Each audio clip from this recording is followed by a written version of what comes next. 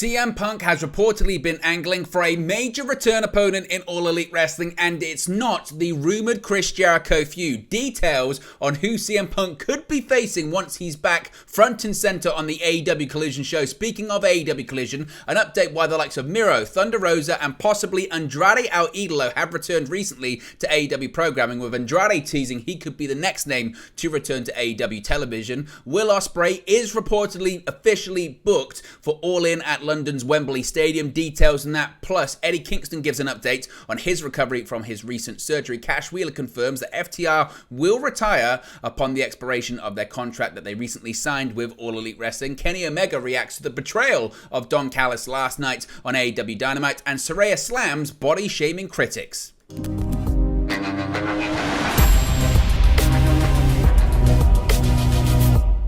Hey guys, welcome back to Wrestling News 365. Hope everyone is doing very well. As always, there are plenty of news stories to get into in the world of All Elite Wrestling, and a big developing story regarding none other than Phil Brooks himself. CM Punk, his return to All Elite Wrestling is getting closer. It was even teased last night, kind of on AEW Dynamite, with MJF name-dropping the former AEW World Champion during a vignette. Tony Khan having a big announcement that's going to be revealed next week on TNT. Most likely, it's going to be the announcement that AEW Collision is coming later on this summer, June 17th. At the United Center in Chicago, Illinois, debuting on TNT 8 p.m. to 10 p.m. Eastern Time, and featuring the return of CM Punk to AEW television. And there have been lots of rumors about Punk's first feud when he returns to AEW TV, and some are suggesting his first match back is going to be on the premiere episode of AEW Collision on Saturday nights. And some people thought he was going to be facing off against Chris Jericho, but not if Punk has anything to do about it.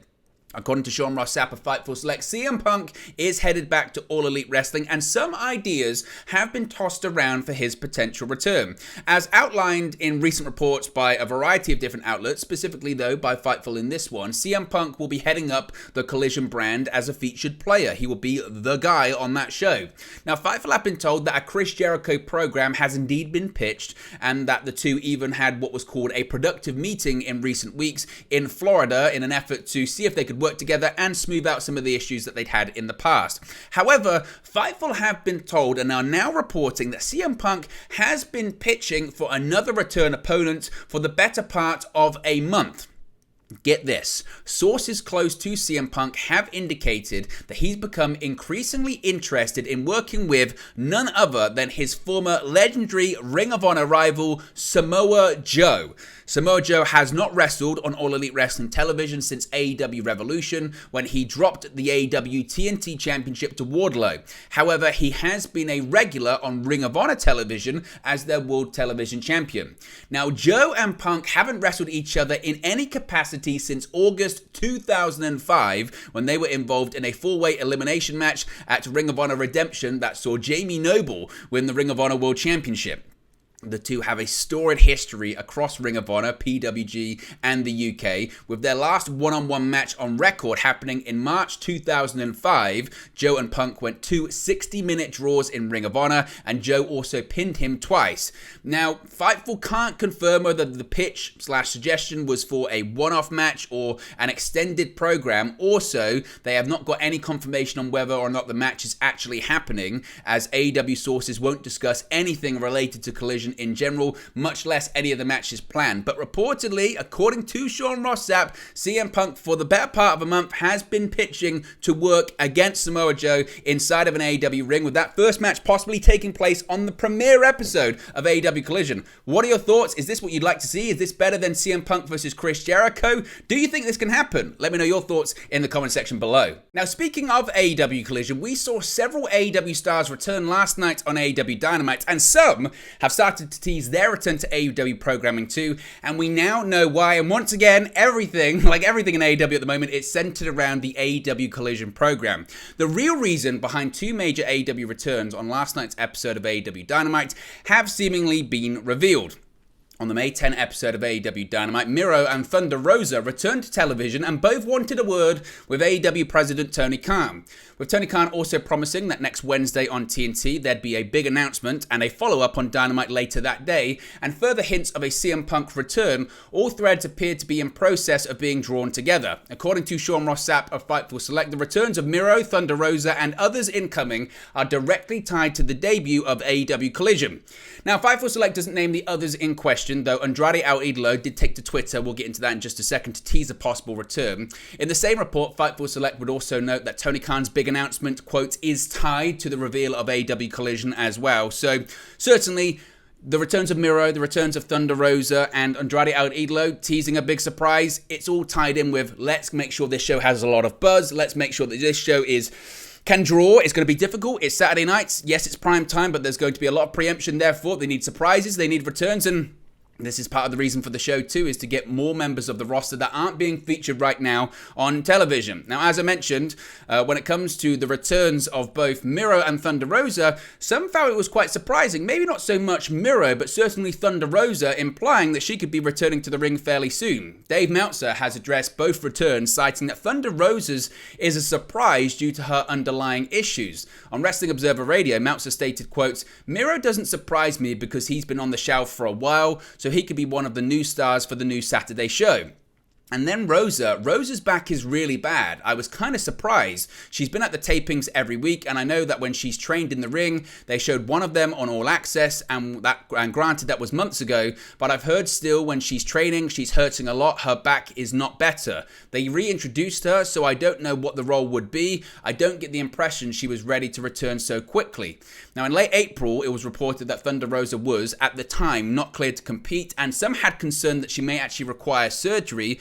It's not necessarily suggested that she's going to be returning to wrestle, though. She could be just returning to do commentary. She could be returning just to be a manager or something like that. So we'll have to wait and see, certainly, when it comes to Thunder Rosa. But according to Dave Meltzer, that was quite surprising. As I mentioned, though, when it comes to Andrade El Idolo, he's also teased that he could be on the road to recovery very, very soon. Andrade was last seen in an AEW ring at All Out in 2022, taking part in the casino ladder match that would eventually be won by MJF.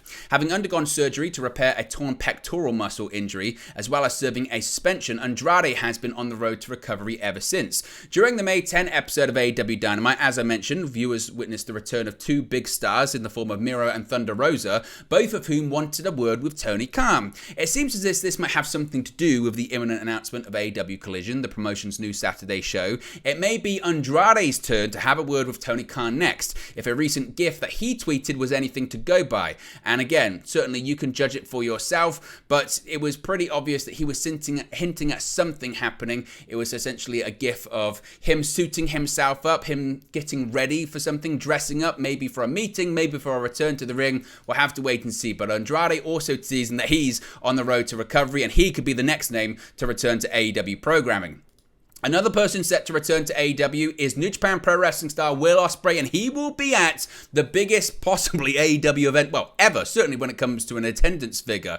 Per Wrestling Observer Radio, Will Ospreay is indeed booked to have a match at AEW's big all-in event at London's Wembley Stadium in August. While his opponent and the nature of his upcoming bout are still uncertain, as of a few days ago, he was earmarked for the show. Dave Meltzer actually revealed this on Wrestling Observer Radio, and again, certainly it's going to be a big deal for Ospreay being a Brit, being or an Englishman rather, actually at this UK show. Now, Ospreay's reported involvement at All In could be seen as an additional boost for AEW, which is set out to do its largest show ever, and it's first in the UK. Per AEW's calculations, the wrestling promotion has already sold more than 60,000 tickets for the event.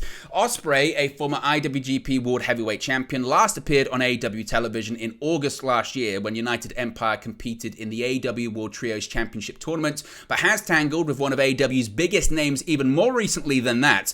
Ospreay went toe-to-toe with Kenny Omega at Wrestle Kingdom 17 in January, losing his IWGP United States Championship in the process. There have been rumblings about a rematch between the two, perhaps taking place this summer when AEW and New Japan Pro Wrestling cross paths officially once again with the sequel to last year's Forbidden Door pay-per-view, with this year's card taking place in Toronto, Ontario, Canada. However, it is not out of the question for All In to mark the third bout in a potential trilogy between Ospreay and Omega, with the first having taken place in Japan, the second in Omega's home country, and the last in Ospreay's home country. So certainly that would make a lot of sense when it comes to the respective homes of all of those involved. An update on Eddie Kingston, an update on the Mad King after he underwent surgery. Eddie Kingston had been pulled from the April New Japan Pro Wrestling Collision show due to an undisclosed injury. It was revealed at the recent Ring of Honor television taping that the Mad King was going to be having hernia surgery that coming Tuesday. Kingston would also reveal that he would be back in action in around 6 weeks' time. Now Kingston has provided a hopeful post-surgery update on an Instagram post on May 10th. In a post where Kingston can be seen giving a very Eddie Kingston greeting that's worthy of meandom, yep, it was a middle finger, he simply stated, quote, "Yep, done."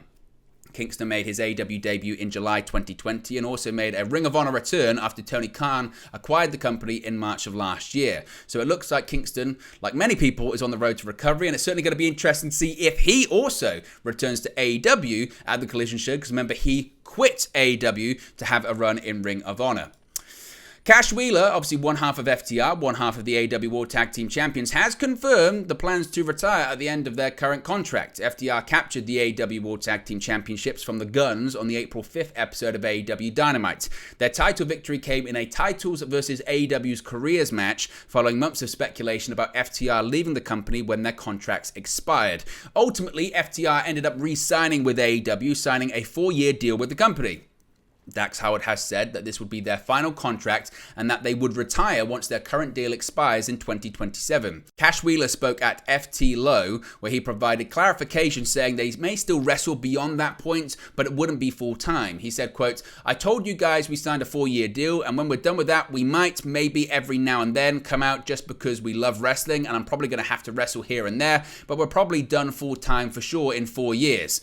Of course, FTR are set to defend their AEW World Tag Team Championships against Jeff Jarrett and Jay Lethal at Double or Nothing on May 28th. The match will feature Mark Briscoe as the special guest referee. FTR are also set to be a key part of the upcoming AEW Collision show, which is reportedly set to be announced at next week's Warner Media Discovery Upfronts. Now, last night's AEW Dynamite featured a big show closing angle with Don Callis turning on his family in Kenny Omega. During last night's steel cage match between Omega and Jon Moxley on AEW Dynamite, Callis attacked his longtime associate with a screwdriver, which allowed the Blackpool Combat Club member to pick up the victory. While being helped through the backstage area by Matt and Nick Jackson of the Young Bucks, Omega was asked about the betrayal for an AEW social media exclusive.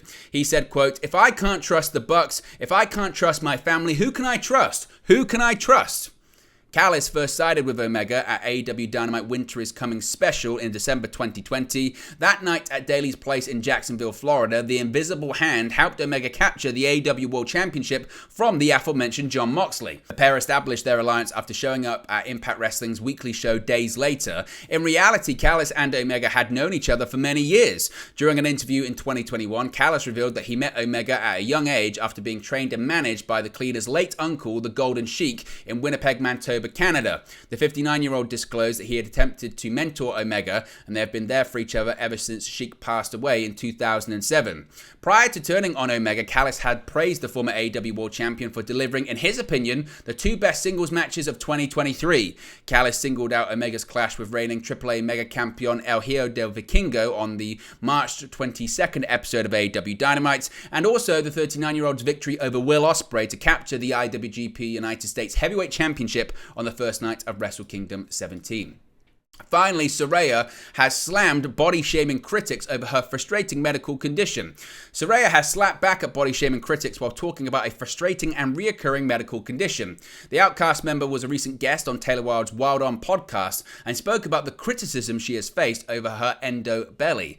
Endo-belly is described by Medical News Today as, quote, "the painful and often severe abdominal bloating associated with endometritis. This severe bloating is likely due to inflammation, growths, or other digestive issues resulting from the condition. According to the site, it affects 11% of women of reproductive age in the United States alone. Speaking on the subject, Saraya revealed, quote, "Everyone has an opinion on you. It's so frustrating. Growing up so young, the thing that used to bother me the most out of everything was the way people would look at my weight, because everyone has an opinion about you. Lately as well, they'll turn it back around. They'll tell me I'm looking a little bigger than usual, and I want to tell them, listen, I'm getting older. I have really bad endometriosis." Saraya would go on to explain that the impact that endo belly had on her, saying, quote, "My belly swells up. I get endo belly, so it swells up for a couple of weeks, and it's really, really painful, and I try to hide it. That's why I can't wrestle when my belly is like that. I can't wear wrestling gear. I'm too swollen. It's just a really painful experience for me, and then people will just think I'm fat, and I'm just like, you have no idea, but everyone has an opinion."